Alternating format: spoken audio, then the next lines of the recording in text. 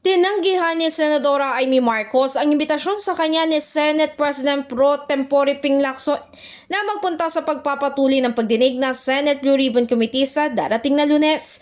Sa naging kapihan sa Senado, maalalang hinimok ni Lacson si Marcos na samahan sila sa pagdinig kung meron itong mayaambag na ebidensya laban mismo sa kanyang pinsan na si dating House Speaker Martin Romualdez. We would like to clarify persistent reports that former Speaker Martin Romualdez had purchased a house and lot in a plush subdivision in Makati City using the Discayas as front in the said sale.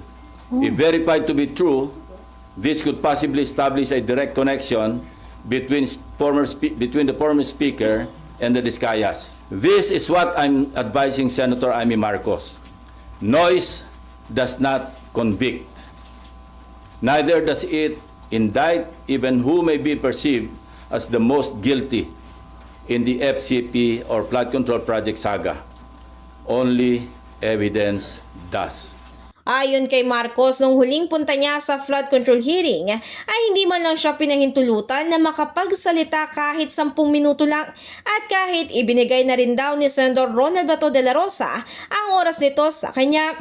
Dagdag pa ng senadora, hindi niya kailangan ng 1 oras para magsabi ng totoo. Samantala batid din daw niya na kulang pa ang 1 oras para magsinungaling kung kaya't balato na niya kina Lacson ang paparating na pagdinig. In the heart of changing lives, ako si Brigada Ann Cortas ng 105.1 Brigada News FM Manila, the Music News Authority.